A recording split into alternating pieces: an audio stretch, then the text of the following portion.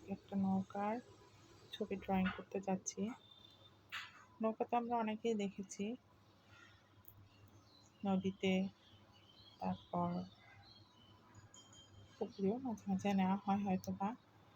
যাই হোক, তো নৌকা যেটা হয় আঁকানোর সময় আমরা এখানে কিভাবে আঁকবো সেটা দেখলাম। যে প্রথমে একটা লাইন টেনে নিলাম, তারপরে একটু রাউন্ড করে একটা দাগ দিয়ে নৌকার একটা শেপ করে নিয়ে মাঝি বসাচ্ছি। মাঝির নিচের অংশটা আগে করে নিলাম, করে পাকে নৌকার মাঝখানে যাতে বসে সেদিকটা খেয়াল রাখতে হবে। তারপরে এদিকে যে মাথার পিছনের অংশ করে গলাটা আগে দিয়ে নিয়ে তারপর মুখের সামনের অংশটা করে দিচ্ছি। তারপর নৌকার মাঝির 2 হাত কমপ্লিট করে মাঝির 2 হাতের মাঝখানে বৈঠার লাঠিটা আগে দিয়ে নিতে হবে, তাহলে এটা সোজা করতে আসলে সুবিধা হয়। তারপর যে লাইনটা দেওয়া ছিল, যেহেতু আমি এখানে সাইন পেন ব্যবহার করছি, তো ওই লাইনটাকে খেয়াল করেই আমি মাঝির ড্রেসটা একটা ডেকোরেশন করলাম বা একটা ডিজাইন দিচ্ছি। এরপর নৌকার মাঝির লুঙ্গি পরে আছে সেটার একটা ডিজাইন করে দিলাম। এবার যেটা করব সেটা নৌকার ছই ছই বলা হয় এটাকে, যেটা যে ছাউনি টাইপের সেটাকে ছই বলা হয়। তারপর মাঝখানে পাটাতনগুলো দিয়ে নিচ্ছি। পাটাতনগুলো দেওয়ার সময় একটু খেয়াল করতে হবে নৌকাটা কোন দিক হয়ে আছে সেটা দেখে নিতে হবে। তারপর ছইয়ের যে লাইনগুলো যেই দিক করে আছে ছইটা সেই দিক করে সেটার চাটাইয়ের লাইনগুলো আমরা দিয়ে নিচ্ছি।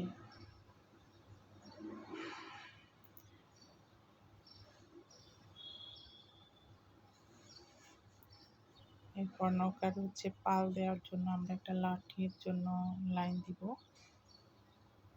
লাইনটা দেওয়ার পরে যে কাপড় বাঁধা থাকে পালের জন্য, সেই কাপড়টাকে একটু বাতাসে বেঁকে গোল হয়ে আছে, যেটা দেখতে আমাদের কিছুটা বাংলার পাঁচের মতো দেখায়। ছোট্ট একটা আমরা ছিদ্র বা যে তালি দেওয়া থাকে সেটা দিতে পারি, দেখতে ভালো দেখায়। নদীতে পানির যে লাইন আছে সেগুলো আমরা একটু ঢেউয়ের মতো দিয়ে নিব।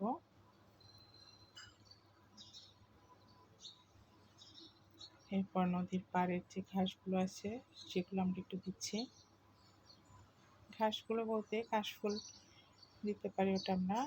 তার পাশে ছোট যে পানির যে জায়গা সেখানে আমরা একটু শাপলা ফুল দিচ্ছি।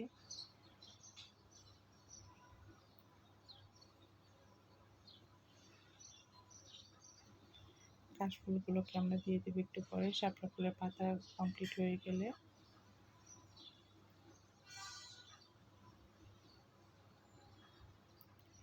এগুলো আমাদের সচরাচর যে কোনো গ্রামের টিস্যুফুল যেগুলো আছে সেগুলোতে দিলে ভালো দেখায়। আমাদের সব দৃশ্যে মোটামুটি এরকম একটা প্যাটার্ন থাকে।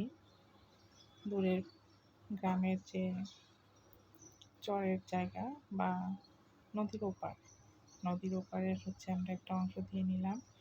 মাঠে আমাদের দূর থেকে দেখতে কিছু ভাঁজে দেখা যায়, মাঠের যে আলগুলো থাকে সেগুলো। নদীর পাড়ে ঝোপঝাড়গুলো, ঘাসগুলো সেটা আমরা দিয়ে নিব।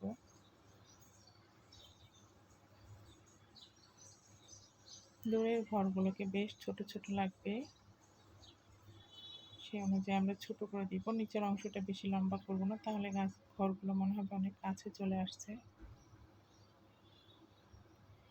গাছগুলো সেই অনুযায়ী মাপ অনুযায়ী দিব।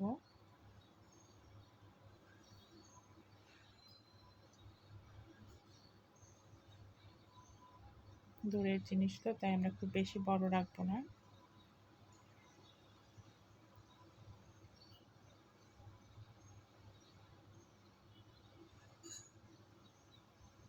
আমরা কিছু তাল গাছ দিয়ে দিচ্ছি। তাল গাছ দিলে দূরের ছবিগুলো দেখতে খুব সুন্দর দেখায়। আকাশে একটু মেঘের কিছু অংশ আমরা এভাবে লম্বা লম্বা করে দিয়ে দিতে পারি, ছোট্ট ছোট্ট করে পাখি দিয়ে দিতে পারি।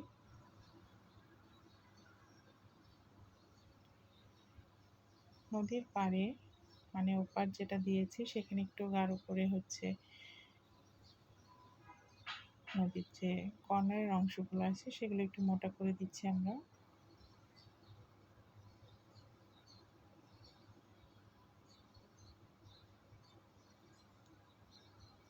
এভাবে করলে আমরা নদীর পাড়ের একটা ছবি পা তোলা নৌকা সহ